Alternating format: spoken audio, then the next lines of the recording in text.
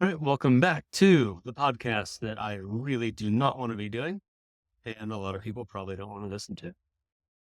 This is Speak Up for Julian, episode 10. This one's called Prep Work.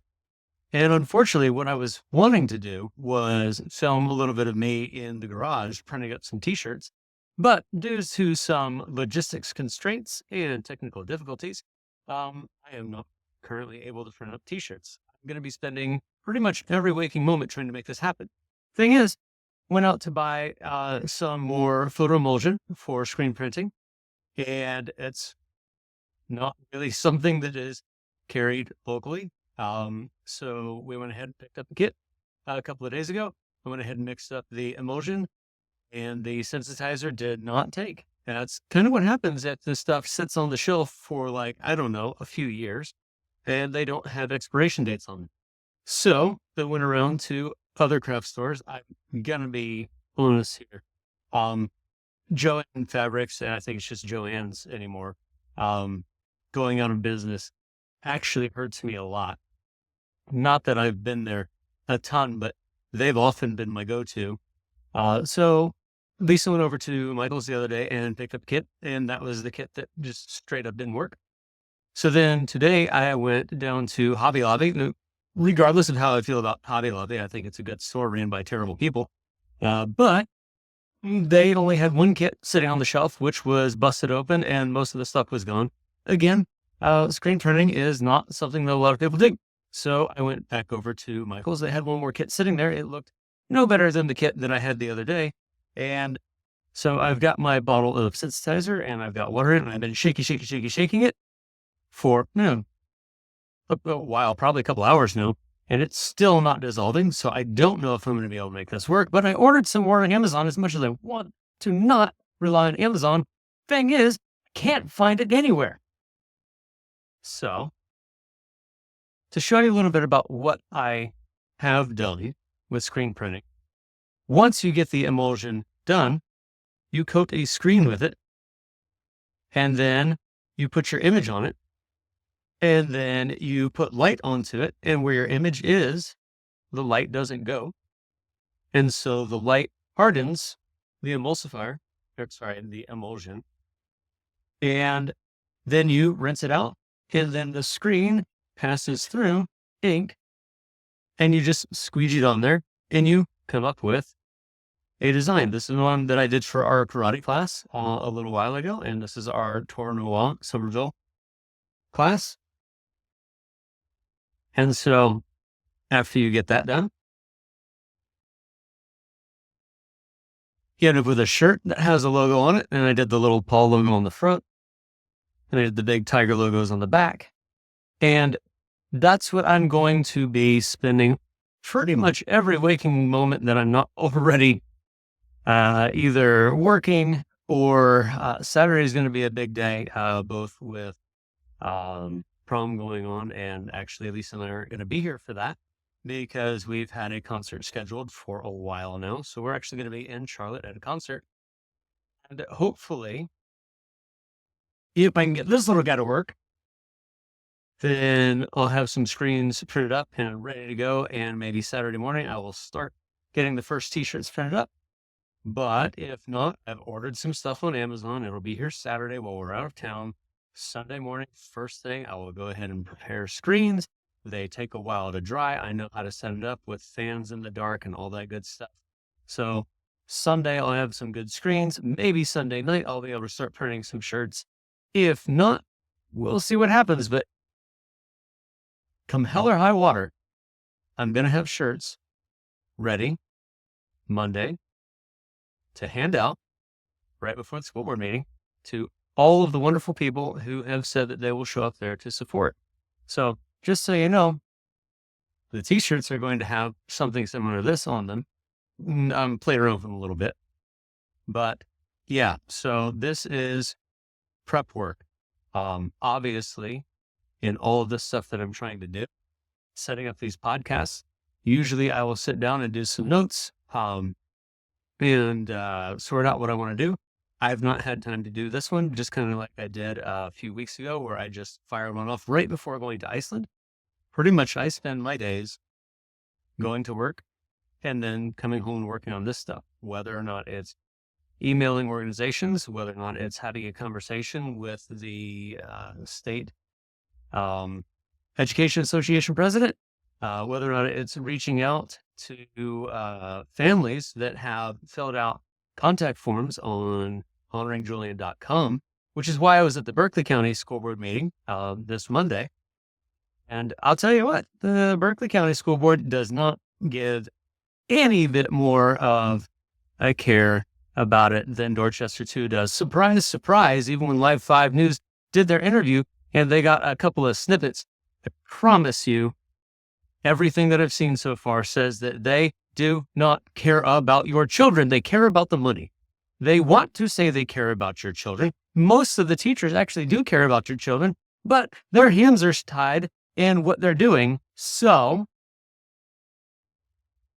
I keep going back to them. I keep telling them exactly how it is, respectfully. And that is hard to do, by the way. Little tidbit. I'm not sure if I was fully clear on this during one of the earlier podcasts when I said I couldn't believe that the DD2 folks thought that I was going to be the one to resort to violence, because quite honestly, I wanted to go back to the board meeting in June, but I already knew that I would not have been able to control myself, and instead I would be in jail right now. But I didn't do that. Once I was finally good enough to be able to go back to the school board meeting and not lose my shit. Yeah, I did the profanity one a while ago, so every once in a while I'll slip some in. It really is. It's just about, it's about being honest, right? So I was in a real bad way. I took months getting my shit together so that I could go to the school board and speak. I asked them very respectfully if I could speak my whole piece. They told me in no uncertain terms that absolutely we will not give you that respect. And so then I kept at it. So again, if you want to review that, that's episode 4, why schools do not want to speak up. And yeah, there's going to be more coming on the 14th.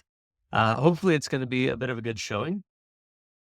And I already have 2 sets of notes written up. One of them is going to be asking for them to remove my time limit. And by the way, if they do, that's great. That's a step in the right direction, right? But back in November, had they removed my time limit, they would have been listening to me. I read it. I timed it. I tried to squeeze it down, and I got it to about 6 or 7 minutes, depending on how fast I tried to speak. I have one set of notes that fits in 3 minutes. And again, I absolutely tell them how it is. I have another set of notes that says what I really want to say, both the good and the bad. But this one does not fit into 7 minutes.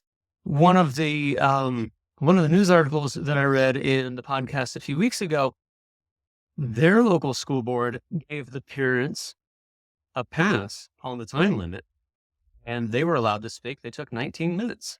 Honestly, I haven't timed it. I'm still writing it. I'm sure that it's going to be somewhere around that ballpark. I don't know if it's going to be 15 minutes or 27 minutes or whatever, but if I have to stick it in 3 minutes, then I'm going to stick it in.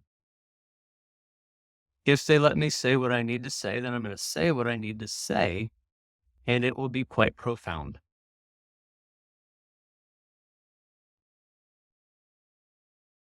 All right. So without a whole lot of notes written, let's go ahead and kind of wrap this one up. I just want to reiterate that on Monday, I went to the Berkeley County School Board meeting to say similar things. And it was honestly a little funny watching the board chair want to reach for his microphone to stop me because I was trying to not make it apparent that I was not actually a Berkeley County parent, which really doesn't matter because living right at the convergence of Berkeley, Charleston, and Dorchester, like I work in one, the kids are in another. I have teacher friends in all 3. what does it matter if you want to speak publicly about how the school is or isn't doing something if it's actually true? So Monday I went and spoke, and there was another mother that was there, and we had a bit of a conversation beforehand. We had a deeper conversation afterwards. And though I'm going to be honest, I don't know all of the details. I'll tell you what, from what I have seen, it sounds like the school is attempting to weaponize DSS against the family because the family is trying to hold the school accountable for not keeping their children safe. And it's weird. And that's not the first time I've heard this, by the way, when I had these requests for help forms filled out right after the news article aired. That's a common theme, especially with special needs children. I understand. I've said it bold-faced at the Dorchester 2 meeting that the only thing I come up with, because I know that most teachers really want to try to help children. Why do they not? They don't have the resources or they don't have the authority. I know resources covers a lot. Authority is pretty straightforward. But yes, I have been speaking with families that are telling me that their children are basically being put in a corner and ignored, and that class just wants them to move on somewhere else and be somebody else's problem. Okay, I get it. I get it. They're underpaid, they're underappreciated, they're understaffed, they're overwhelmed, they're overcrowded. What are they really supposed to do? But yeah, they're drowning. And the ones that are suffering are the kids. If you can't see this, I don't know how much more clearly I can show this. The ones that are suffering are our children. So coming up this Monday, we're getting some folks together to go to the DD2 board meeting. I have already tried to start putting some things in place. And I would like for the month of May, which May is Mental Health Awareness Month. What better month to speak up at our school boards, and I mean all across the country, hell, all across the world, and say that our children are not being respected in school. We know it. We all know it. Yeah, if you want to think back to used to boat is a thing that we always said in the Navy. But if you want to think back to yesteryear or walk to school uphill both ways and this, whatever, however you want to say that. Yeah, it used to be one way. It's not that way anymore.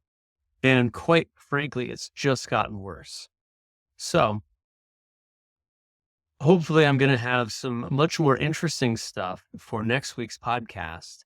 I got my fingers crossed for a few things. I'm hoping that we get some good showing at this board meeting. There's some weirdness potentially over the weekend. I'm going to be busting my ass trying to get these t-shirts done. And I really hope to have some good stuff for y'all next week. Keep this one in mind. May, it doesn't matter where you are, the month of May, look at your local school boards. If you think that your schools are respecting all of the children, every student, every day. Oh my goodness, where have I heard that? So if you think they've been doing it right, absolutely sit on your hands, don't do anything. That's fine. You're happy, you're complacent, whatever. If you don't think they've been doing it right and you would like to make a statement, I urge you to go to your local school boards and say the names of the children that I said. Say Julian's name, right? Say all of their names. Let them know that we know that they are not getting it done. I don't care what they say. Kumbaya, holding hands. We do so much with so little. However you want to say it, we see you. You might be trying, you might not be trying. You might actually be somebody that's trying to break up the system for all of this political garbage that's going on. But we see you. And so if you don't think that it's been going right, I want you to think about the month of May. I want you to think about speaking up for Julian. I want you to think about speaking up for all of them, all of them. And I want to see a good turnout in May. Hopefully there's a lot more to come from other organizations because, again, I decided not to start my own organization because there are already so many. And hopefully you see a lot more happening in the next few weeks. So until then, thank you very much for listening. Please give me some feedback if you would. By the way, if you're seeing this stuff and you think that I'm trying to get out a good message, please click the like button, share it, whatever. I still don't even know exactly how all this stuff works. This is not my forte. This is not my strong suit. I've been trying to crunch these numbers, and I'll tell you what, they don't make any sense. Because if you have a group of people that have said that they are dedicated to doing something about this, and then they're in a, I don't know, Facebook group. Yes, I'm going to go ahead and call out the Speak Up for Julian core group because I've done this in there before, and say that if there are 100 people in the group and I post something that's important and 80 of them see it, then I automatically assume that 20 of them are probably not on Facebook, and that's no big deal. I don't expect everybody to be on social media all the time. But if you say that you're going to be active in a group and you say that you want to speak up and you have seen a post that tells you, hey, I would like you to do something, it doesn't matter what it is, click. Just hit the reaction. It doesn't need to be a like. It doesn't need to be a hate. It can be somewhere in the middle, right? But something is significantly better than nothing. And when it comes to anybody that has shared some of my posts from the group and they've shared them publicly, I do appreciate that. I've seen quite a few of those, but again, not knowing exactly how the algorithms work, if you haven't reacted to the primary post, it doesn't seem to be doing much. So just like I'm trying to get all of these other organizations together because they are doing very good work in their own little areas. And I say little areas, some of them are very large areas. Some of them have done a lot of good work. I promise you they are doing good work. But if you look around us, it's a losing battle. So the only way for us to really turn this around is to come together. The only way to come together is just if we play the game right. And I'm sorry, I still don't know all the rules of this social media game, but we need to start playing it right, okay? So, like it, share it. Please don't scroll past. And by the way, if you would give me some feedback about this hat, I've got some face-to-face feedback, which is great. But I'm not face-to-face with everybody that's on social media. So if you would, I think it fits me. I'm getting more used to it. I might start wearing it out and about. But until then, this is just going to be my podcast hat.